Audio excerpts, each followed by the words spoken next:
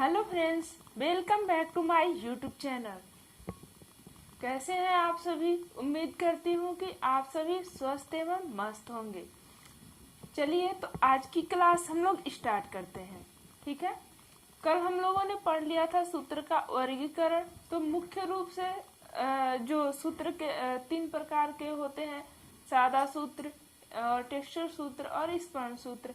और इनको जब हम लोग संख्या मतलब इनकी विशेषता के आधार पे जब बांटते हैं तो मुख्य रूप से दो प्रकार के होते हैं, संख्या के आधार पे और संरचना के आधार पे। तो संख्या के आधार पे हम लोगों ने पढ़ा था इकहरा सूत्र, पलाय सूत्र, डबल सूत्र और मिश्रित सूत्र। और उस संरचना के भी आधार पर पढ़ा था। तो हम लोग आज उसी को स्टार्ट करेंगे, सभी के बारे में थोड़ा थोड़ा पढ़ेंगे। ठीक है, तो चलिए हम लोग आज का क्लास स्टार्ट करते हैं। देखते हैं कि जो संख्या के आधार पर जो सूत्र है उसमें से पहला नंबर पे इकहरा सूत्र यानी कि सिंपल सूत्र क्या होता है। तो सिंपल सूत्र जो होता है वो प्रथम घुमाव की क्रिया का उत्पादन होता है और जो कि ये मशीन द्वारा बनाया जाता है। ठीक है, तो जैसे कि ये जो हम लोगों ने पढ़ा था सिंपल सूत्र, तो ठीक उसी तरह से ये इकहरा सूत्र भी बनाया जाता है। यही सिंपल सूत्र होता है। ये हम कह सकते हैं कि इकहरा सूत्र को ही हम लोग सिंपल सूत्र या फिर सिंगल यार्न के नाम से जानते हैं। ठीक है, तो जो इसका वस्त्र बनकर के तैयार होता है वो रेशम के समान चमकदार होता है, लचीला होता है, चमकदार होता है और आकर्षक होता है। ठीक है, और इसको जो बनाने की विधि है वो जो दो सिंगल यार्न होते हैं जिनको आपस में ऐंठन दे करके बनाया जाता है। जैसे ऐसे ऐंठन दे करके उसको बनाया जाता है तो ये इकहरा सूत्र का निर्माण हो जाता है। ठीक है ना, क्लियर है।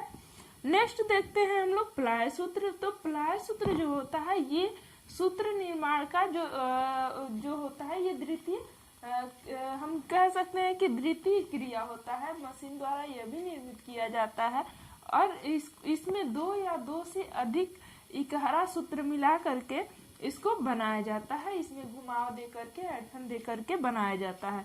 ठीक है, तो जिस मशीन के द्वारा इसको निर्मित किया जाता है उस मशीन को ट्विस्टर मशीन के नाम से जाना जाता है।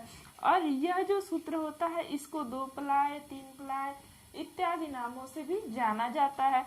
तो इसकी जो बनावट की क्रिया है उसको देखिए, यहाँ हम देख सकते हैं कि दो इकहरा सूत्र है ये, इन दोनों को आपस में ऐंठन दे करके एक सूत्र बनाया गया है। तो इसी को टू प्लाई अथवा दो प्लाई प्लाई यार्न के नाम से जाना जाता है और इस तरह से इसका निर्माण किया जाता है।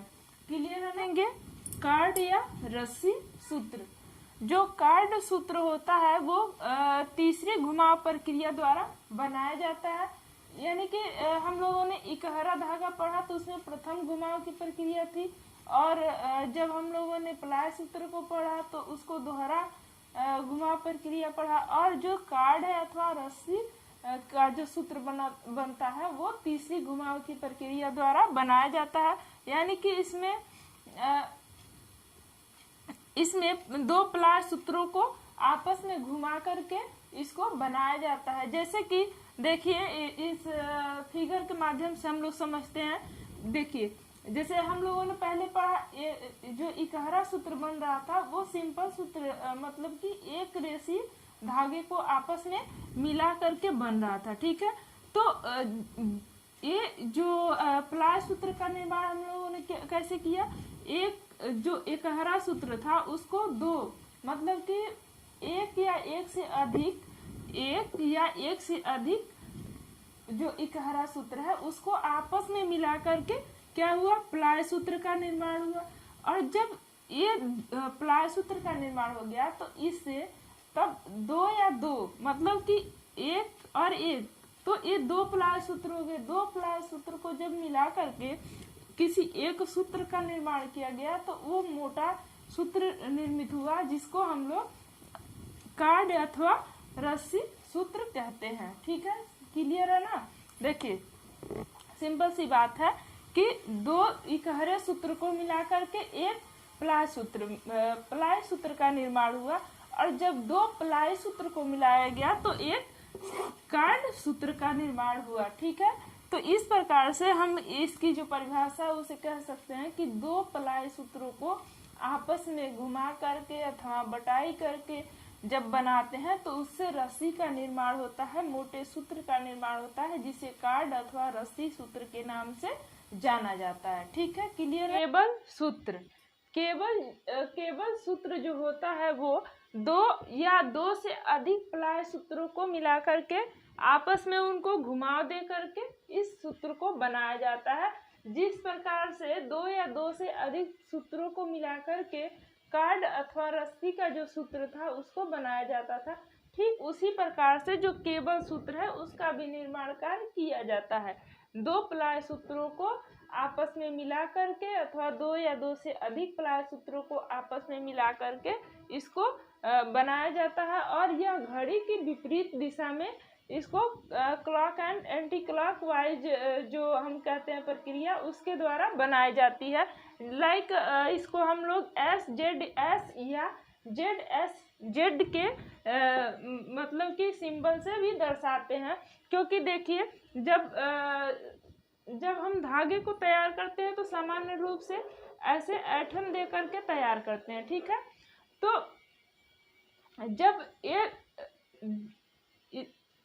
प्लाई सूत्र जो है उसको इकहरे धागे से बनाते थे, एक या एक से दो या दो से अधिक इकहरा धागा मिलाकर के प्लाई सूत्र बनाते थे।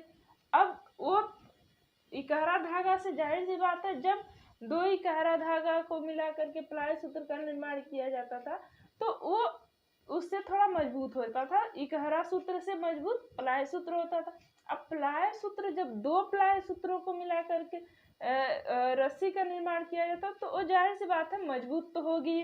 तो सेम उसी प्रोसेस के द्वारा केबल यार्न जो है उसको भी बनाया जाता है, उसी प्रक्रिया के द्वारा दो या दो से अधिक प्लाई सूत्रों को आपस में मिला करके उनको जब ऐंठन दिया जाता है ये ऐसे, तो ये clock and anti clock wise इनको ऐंठन दे करके बनाया जाता है। तो इस प्रक्रिया द्वारा जो बनाया गया धागा होता है वो काफ़ी मतलब कड़ा होता है और मजबूत होता है और खुरदुरा होता है। ठीक है, तो इसको जो सांकेतिक भाषा में जब हम लोग दर्शाते हैं तो एस जेड एस या फिर जेड एस जेड के द्वारा इसको दर्शाया जाता है। नावेल्टी सूत्र के अनेक विशेषताएं होती हैं, तो उसके आधार पर जो नावेल्टी सूत्र को कई प्रकार से बनाया जाता है, जैसे कि रेटिने। तो रेटिने जो होता है वो सूत्र जो होता है वो छोटे लूप मतलब सतह पर छोटे लूप को दे करके और खुरदुरा प्रभाव उत्पन्न करके यह बनाया जाता है। और इस प्रकार की तकनीकी से मतलब कि लगभग सभी तंतुओं पर इस प्रकार की तकनीकी का प्रयोग किया जाता है, जो धागा होता है उसको फैंसी बनाने के लिए। तो ये जो विधि है वो मिश्रित सूत्रों पर भी प्रचलित होता है, और इसको रेयान और कपास के जो सूत्र होते हैं उसमें भी ये प्रचलित होता है, मतलब कि उसको भी बनाया जाता है। ठीक है, तो जो रेटिने का सूत्र है उसको जो ये देखिए यहाँ पे हम लोग चित्र के माध्यम से समझते हैं। जैसे मान लीजिए ये सतही सूत्र है, ठीक है, तो इस पे खुरदुरा प्रभाव उत्पन्न करने के लिए क्या किया गया है, छोटा छोटा लूप बनाया गया है ताकि मतलब ये फैंसी दिखे और आकर्षक दिखे। ठीक है, क्लियर है ना। और नेक्स्ट है सर्पाकार। सर्पाकार जो सूत्र होता है उसको हम लोग कारक सूत्र भी कहते हैं, यानी कि ये कारक सूत्र के नाम से भी जाना जाता है, और इसको भी दो प्लाई सूत्रों को मिला करके बनाया जाता है। जैसे हम लोग चित्र के माध्यम से समझते हैं कि देखिए ये और ये दो सूत्र हैं और ये दोनों प्लाई सूत्र हैं। जब इन दोनों को आपस में मिला करके ऐसे बनाया जा रहा है तो ये सर्पाकार रूप में हो रहा है, और इनको क्लॉकवाइज ऐंठन दे करके बनाया जा रहा है। तो ये ढीले होते हैं, चूंकि ये फैंसी हैं इसलिए इसके जो सूत्र होते हैं वो काफ़ी ढीले होते हैं और आकर्षक दिखते हैं, सॉफ्ट दिखते हैं। ठीक है, कि ये गांठदार सूत्र। गांठदार सूत्र जो होता है वो विभिन्न रंगों को मिला करके भी जो सूत्र होता है उसको भिन्न भिन्न रंगों के भी सूत्रों को मिलाकर बनाया जाता है और एक रंग के भी सूत्रों को मिलाकर के बनाया जा सकता है।